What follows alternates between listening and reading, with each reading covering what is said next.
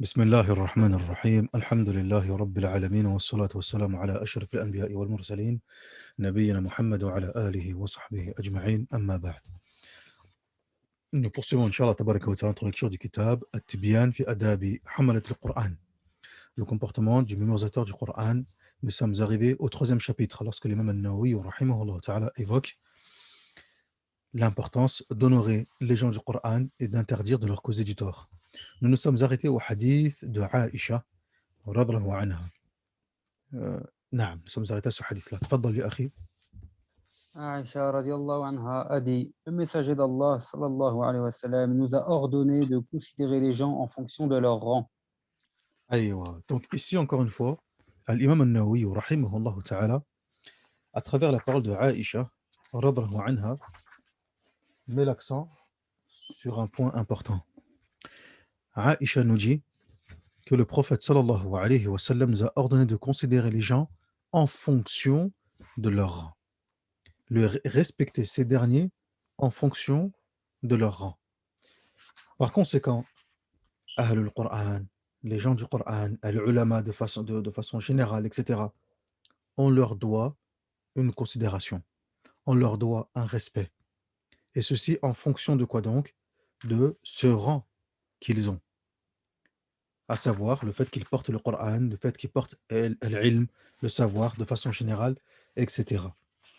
إذن المراد الحديث هنا الحض على مراعاة مقادير الناس. Donc ici, ce hadith nous pousse, barakallahu fikum, à prendre tous ces aspects en considération et à faire prévaloir certaines personnes sur d'autres personnes. وتفضيل بعضهم على بعض. Comme dit l'imam Ibn Raslan rahimahullah ta'ala lorsqu'il explique ce hadith. Cependant, comme dit l'imam al-Nawawi rahimahullah ta'ala, ceci concerne ba'd al-ahkam. Cela concerne certaines situations, ou bien la majorité de certaines situations. Ou la majorité des situations, pardon. Cependant, il y a des situations où, peu importe le rang, tout le monde est au même niveau. Comme par exemple dans le jugement, dans l'exercice des peines légales, l'application des peines légales, dans l'application de la loi du talion, al-qisas ou al-hudud, etc. Comme dit l'imam al-Nawawi, rahimahullah ta'ala, dans l'explication de ce hadith. Tafadal ya akhi. Jabir ibn Abdullah radiallahu anhu a rapporté que le messager d'Allah sallallahu alayhi wa sallam réunissait les tués de la bataille de Uhud deux par deux. Puis il demandait lequel des deux connaissait le plus le Coran. Quand on lui désignait l'un, il le mettait en premier dans la tombe, rapporté par Al-Bukhari. Aïwa, dans ce hadith, on voit et mentionner ce qu'on avait vu dans les premiers cours, à savoir que Ahlul Qur'an, les gens du Qur'an, barakallahu fikum, ils sont honorés, ils sont mis en avant, ils sont prioritaires, privilégiés par rapport aux autres, et ce même jusqu'à dans la tombe. Subhanallah. Hatta fil qabr. C'est-à-dire que le prophète sallallahu alayhi wa sallam, notamment comme dans la bataille d'Uhud, où on a eu pas mal de pertes, notamment 70 martyrs, notamment parmi les Sahaba, min kibar les Sahaba. Et le prophète sallallahu alayhi wa sallam est amené parfois à enterrer deux compagnons ensemble, deux, trois, dans la même tombe. Il demandait qui était celui qui avait appris le plus de Coran. Ayyuhuma aktharu akhdhan lil Qur'an. Qui d'entre les deux ou d'entre les trois avait plus de Coran? À ce moment-là, le prophète sallallahu alayhi wa sallam descendait lui-même dans la tombe et il plaçait le premier, celui qui avait appris le plus de Coran, et il le plaçait en premier dans la tombe. Sallallahu alayhi wa sallam. Subhanallah. Tamam. Fahada, encore une fois, ça montre l'importance et le degré et le rang que possèdent ceux qui portent Kitab Allah Azza wa Jal, Al-Qur'an Al-Karim. Tafadal ya akhi. D'après Abu Hurayra, radiallahu anhu, le messager d'Allah sallallahu alayhi wa sallam a dit celui qui cause du tort à l'un de mes alliés, je lui déclare la guerre. Rapporté par Al-Bukhari. Il est Hadith autant. azim jiddan, jiddan, jiddan. On avait dit la dernière fois que le prophète sallallahu alayhi wa sallam a dit Ahlul Qur'an, Ahlullahi wa khussatuh. Les gens du Qur'an, Ce sont les aidés d'Allah, tabaraka wa ta'ala. Ce sont les privilégiés d'Allah, tabaraka wa ta'ala. Un groupe qui est exclusif, khas, ahlullah wa khussatuh. Dans ce hadith, le prophète sallallahu alayhi wa sallam, il nous dit, il nous dit que Allah, tabaraka wa ta'ala, dit, donc c'est un hadith qui est ce qu'on appelle Qudusi, où Allah azza wa jal dit, celui qui cause du tort à l'un de mes alliés, je lui déclare la guerre. Je lui déclare la guerre. Plus loin, on verra, plus loin, que Al-Imam al-Nawawi, rahimahullah ta'ala, il nous dit que, d'après Abu Hanifa et l'imam al-Shafi'i, ils ont dit, si les savants ne sont pas les alliés d'Allah, alors Allah n'aurait pas d'alliés. Et les savants, encore une fois, c'est de façon générale, al-ulama. Mais en particulier, de qui on parle lorsqu'on parle des ulama? On parle de Ahl al-Qur'an, al-Qurra. Car comme on a vu au départ, dans les différents récits, notamment avec le fait que Omar ibn Khattab, dans ses assises, il consultait les récitateurs, al-Qurra. On avait dit qu'ici que le Qurra, c'était al-ulama, ceux qui mémorisaient le Coran et qui étaient aussi également savants du Coran. Tout ceci était regroupé dans ce terme-là, al-Qari, ou al-Qurra, wa hakatha. Donc ici, l'imam al-Nawawi, rahimahullah ta'ala, nous ramène un hadith qudusi qui est azim. قال الله تبارك وتعالى من آذى لي وليا فقد آذنته بالحرب. Celui qui cause du tort à l'un de mes alliés, je lui déclare la guerre. Ça veut dire que, barakallahu fikum, deux choses. L'interdiction et la dangerosité et le fait de s'exposer à quelque chose de grave si on ose faire du tort aux alliés d'Allah tabaraka wa ta'ala. Et qui sont-ils? Ahlul Qur'an. Ahlul Qur'an. Ça, c'est le premier point. Et le deuxième point, c'est que Ahlul Qur'an, ce sont les alliés d'Allah tabaraka wa ta'ala. Ce sont les alliés d'Allah tabaraka wa ta'ala. Ils sont sous sa protection, sous la protection d'Allah tabaraka wa ta'ala. Et on a vu que les Ahlul Qur'an, ils sont privilégiés dans le dua, par exemple, comme on a vu au départ. Tahqiq et jabat dua li Ahlul Qur'an.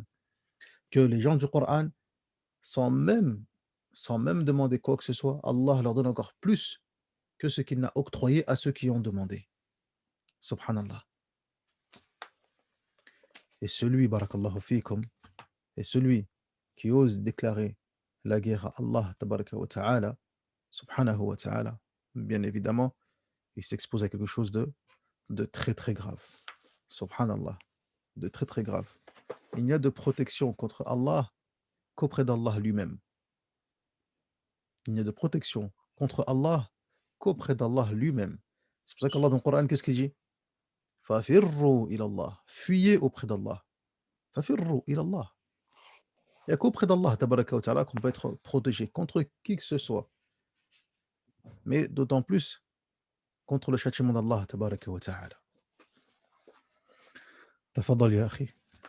Il est authentiquement rapporté dans les deux authentiques, d'après lui, qu'il, sallallahu alayhi wa sallam, dit: celui qui a accompli la prière du Subh est sous la protection d'Allah. Prenez garde qu'Allah vous demande au sujet de quelque chose sous sa protection. Aïwa. Ici, l'imam al-Nawawi, rahimahullah ta'ala, il nous dit que le hadith il est rapporté par Al-Bukhari et Muslim dans les deux recueils authentiques, fi sahihayn, mais le hadith il est uniquement inda Muslim. Ce hadith-là, il est uniquement inda Muslim et non pas inda Al-Bukhari et Muslim. طيب, sans doute, peut-être par précipitation ou un oubli de la part de l'imam al-Nawawi, rahimahullah ta'ala, bien que dans Riyad al-Salihin, il a mentionné ce hadith et il a bien mentionné il a bien précisé que ce hadith est uniquement عند Muslim. Mais ici, il a mentionné في الصحيحين.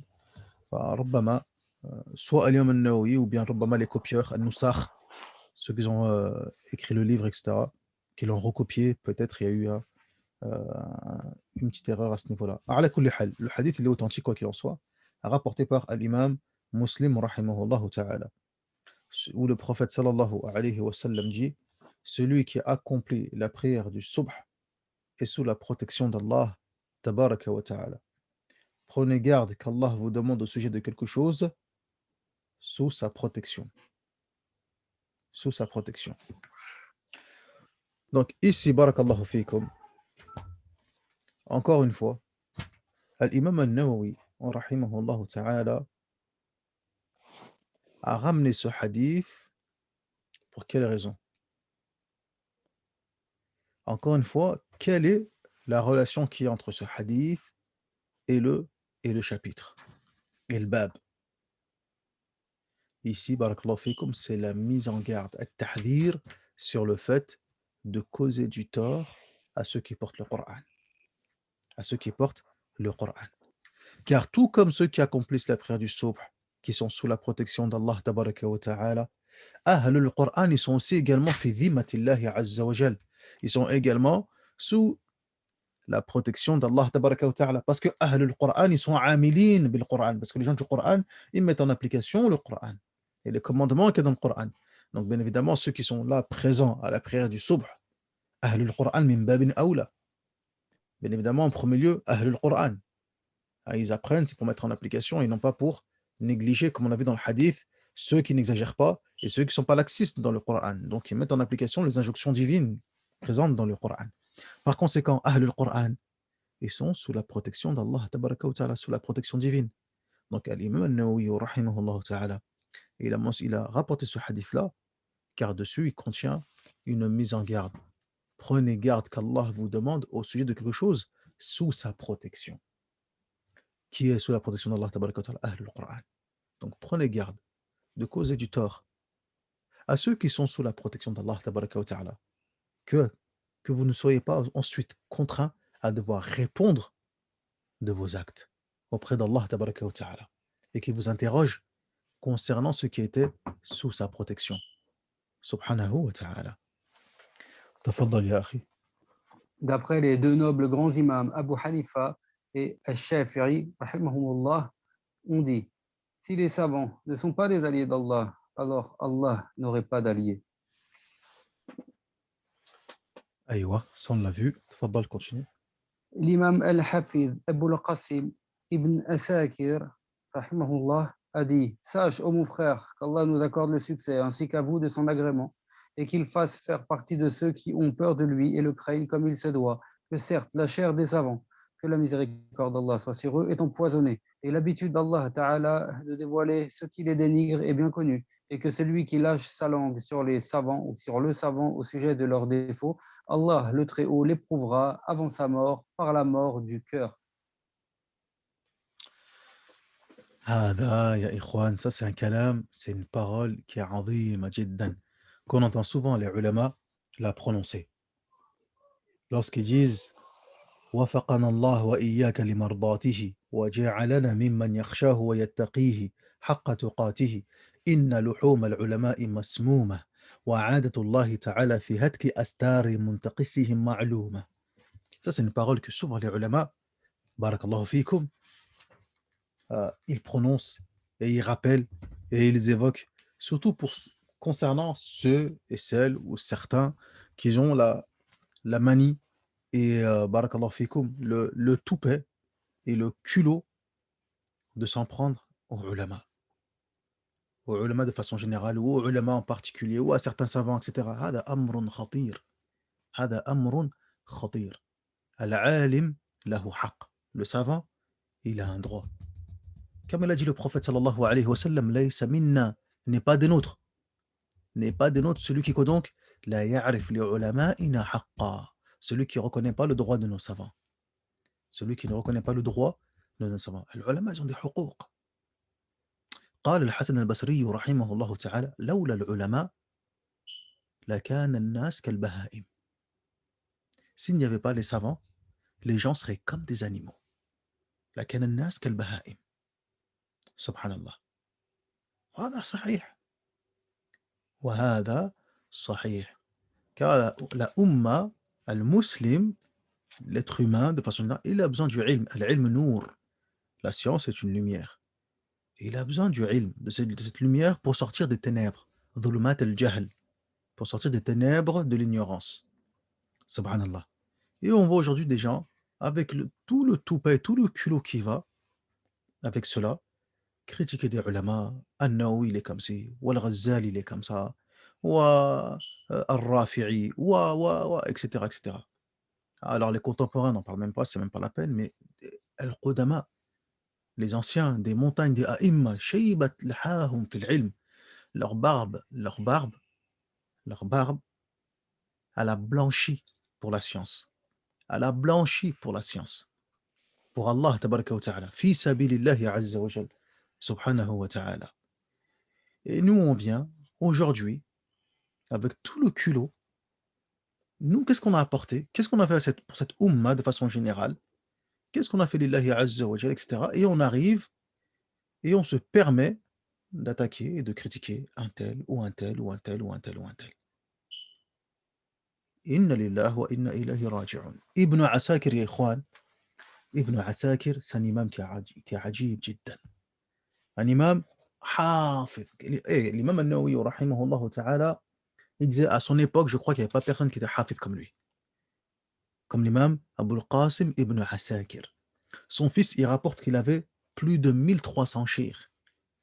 Et parmi ses chouyours, il avait 80 sheikhas. 80 étaient des femmes, sheikha, na'am. Parmi les chouyours de Ibn Asakir. Il est surtout pour deux ouvrages. Le premier ouvrage, c'est Tarikh Dimashq. Tarikh Dimashq, un livre de 80 volumes. 80 mujallad de l'imam Ibn Asakir, rahimahullah ta'ala.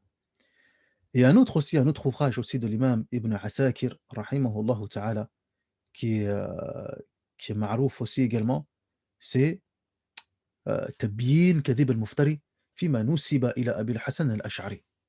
Un livre qui a été édité aussi également, un gros livre, dans lequel il fait la défense de l'imam Abu al-Hasan al-Ash'ari, rahimahullah ta'ala. Et il réplique aux détracteurs de celui-ci.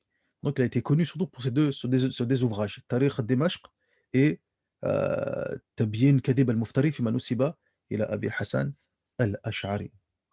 وهذا الإمام بارك الله فيكم هذا الإمام c'est un حافظ كبير كبير جدا. Comme on l'a dit tout à l'heure, personne à son époque, en tout cas à Damas, au Sham, etc., lui était équivalent dans le hifz, dans la mémorisation, dans le fiqh, dans le quwwat al-istidrak, wa quwwat al-istinbat, wa quwwat al-istihdar, la capacité de pouvoir mémoriser, de pouvoir rapporter tout ce qu'il avait appris, son intelligence, etc. Ajib. Et aussi également le fait qu'Allah lui a donné cette possibilité de pouvoir rencontrer beaucoup, beaucoup, beaucoup de chouyours. Il a étudié avec beaucoup de chouyours, rahimahullah ta'ala. Et l'imam Ibn Asakir, justement, cette fameuse parole, où est-ce qu'il l'a mentionné? Dans son livre Tabyin Kadhib al-Muftari, fima nusiba ila al-imam Abil Hassan al-Ash'ari. Justement. C'est lorsqu'il a fait cette fameuse réplique à un homme en particulier qui critiquait Abu al-Hassan al-Ash'ari, rahimahullah ta'ala, et il a mentionné cette parole-là, où il dit, rahmatullahi alayhi rahmatan wasi'a, sache, ô mon frère, qu'Allah nous accorde le succès ainsi qu'à vous de son agrément et qu'il fasse faire partie de ceux qui ont peur de lui et le craignent comme il se doit, que certes la chair des savants, que la miséricorde soit sur eux, est empoisonnée. Déjà, la chair du musulman, de base, est-ce que l'un d'entre vous aimerait manger la chair de son frère mort? Fakarihtumu, comme dit Allah tabaraka wa ta'ala dans le Coran. Vous détesteriez cela. أيحب أحدكم أن يأكل لحم أخيه ميتا فكرهتموه. Donc déjà, le fait de médire sur son frère, parler en mal de son frère, ça revient à manger sa chair morte. Que dire des ulama? C'est vrai qu'il dit Ibn Asakir, la viande, la chair des ulama, elle est masmouma, empoisonnée. C'est encore plus grave. C'est encore plus grave. طيب. Et ensuite il dit, et l'habitude d'Allah tabaraka wa ta'ala est de dévoiler ceux qui les dénigrent est bien connu. Et na'am. Il y a un hadith du prophète sallallahu alayhi wa sallam, qu'est-ce qu'il nous dit? Il nous dit que man tatabba'a awrat akhihi, celui qui cherche à suivre et à chercher les erreurs. La awra, littéralement, c'est quoi donc? C'est ce que l'on cache. طيب, ce qui nous est intime. Ça ne regarde que nous. طيب. Et quelqu'un qui essaye de chercher justement, aller au-delà, voir qu'est-ce qui se passe, qu'est-ce qu'il y a, ses erreurs, etc. Qu'est-ce que dit le prophète sallallahu alayhi wa sallam? Allah le suivra aussi également. Tatabba Allahu awratah. Allah il va suivre aussi également la même chose, c'est awrat lui aussi. Et il dit le prophète sallallahu alayhi wa sallam, mais lorsque Allah suit la awra de quelqu'un, il le dévoile, même si celui-ci il est caché dans le plus petit coin de sa maison. Même t'es caché où tu veux, au fin fond d'Alaska, Allah il te dévoilera, akhi. Il te dévoilera, quoi qu'il arrive. Tôt ou tard, le voile finira par tomber. Tamam? Hada huwa. Alors que dire quand celui-ci il suit la awrat des ulama, أهل العلم والفضل. عجيب هذا الأمر، عجيب جدا. Il dit ensuite, ceux qui les dénigrent est bien connu, et que celui qui lâche sa langue sur les savants au sujet de leurs défauts, Allah tabaraka wa ta'ala l'éprouvera avant sa mort par la mort du cœur. Par la mort du cœur. Celui qui lâche sa langue sur les savants au sujet de leurs défauts. Et les savants, ce sont des êtres humains. Les savants et les ulama, ce sont des êtres humains. فعندهم أخطاء. Ils peuvent avoir des erreurs, ils peuvent avoir des défauts, etc. لكن يبين بالتي هي أحسن للتي هي أقوم. Mais cela s'explique de la meilleure des façons. Tout simplement, de la meilleure des façons. Comme faisaient les anciens, barakallahu fikum, comme faisaient les anciens. L'imam al-Shafi'i, rahimahullah ta'ala, n'a-t-il pas répliqué à son cheikh Mohammed ibn Hassan al-Shaybani, et lorsque l'imam Mohammed ibn Hassan al-Shaybani lui a dit Ya Mohammed, ta'al, on vient, on fait un débat, on fait un niqash, tout de suite là. Qu'est-ce qu'il a dit l'imam al-Shafi'i? Il a dit là, abadan, ujillouk, je peux pas, je te respecte trop. Là, ujillouk. Donc, montrer une erreur ou démontrer ou la critique positive, il n'y a pas de mal. Lakin, dans le respect. Lorsque l'imam al-Shafi'i, rahimahullah ta'ala, il est arrivé à Misr, en Égypte, qu'est-ce qu'il dit? Il dit, j'ai vu des gens s'accrocher à l'imam Malik. J'avais l'impression que ces derniers, ils l'adoraient. Donc, qu'est-ce qu'il a fait? Il a démontré que l'imam Malik n'était pas parfait, que tout ce qu'il disait n'était pas forcément juste. Et il a répliqué à l'imam Malik, rahmatullah alayhi, rahmatan wasi'a, pour montrer aux gens que l'imam Malik, c'est un homme. Yukhti wa yusib. Il peut avoir raison, comme il peut se tromper, etc. Donc, non pas pour dénigrer l'imam Malik, pour dire, ah, bah voilà, là, abadan. C'est son cheikh, imam, respect envers l'imam Malik, rahmatullah alayhi, rahmatan wasi'a. Mais pour montrer aux gens, comme elle a dit à Aïcha, radar anha, Unzul nas manazilahum. Considérer les gens en fonction de quoi donc? De leur rang. Ni trop haut, ni trop bas. Tout simplement. Ni plus, ni moins. Sans exagération et sans non plus, sans laxisme. Donc celui qui passe son temps à critiquer les ulama, les critiquer, montrer leurs défauts, etc., dans le but de critiquer ces derniers, tamam, comme il dit l'imam Ibn Asakir, rahimahullah ta'ala, ibtalahu Allah ta'ala qabla mawtihi bi mawtil qalb. Avant de mourir physiquement, son cœur, spirituellement, il va mourir. Spirituellement, il va mourir. Et on rappelle ce qu'il a dit le prophète sallallahu alayhi wa sallam, hadith qudsi, celui qui cause du tort à un savant, à un allié, pardon, je lui déclare la guerre. Ensuite, il a ramené le verset فَلْيَحْذَرِ الَّذِينَ يُخَالِفُونَ عَنْ أَمْرِهِ أَنْ تُصِيبَهُمْ فِتْنَةٌ أَوْ يُصِيبَهُمْ عَذَابٌ أَلِيمٌ. Que ceux donc qui s'opposent à son commandement prennent garde qu'une épreuve ne les atteigne ou que ne les atteigne un châtiment douloureux. Le commandement de qui? Amrullahi tabaraka wa ta'ala, le commandement d'Allah azza wa jal. Le commandement d'Allah tabaraka wa ta'ala. Donc celui qui s'oppose à cela, comme les éléments que nous venons de citer auparavant, sur le fait de honorer Ahlul Qur'an, respecter Ahlul Qur'an, etc. Celui qui s'oppose à cela, alors il s'expose à quoi donc? À une épreuve qui risque de l'atteindre et à un châtiment douloureux. نكتفي بهذا ما سأتلا إن شاء الله تبارك وتعالى والحمد لله رب العالمين وصل اللهم على نبينا محمد وعلى آله وصحبه أجمعين سبحانك اللهم وبحمدك أشهد أن لا إله إلا أنت أستغفرك وأتوب إليك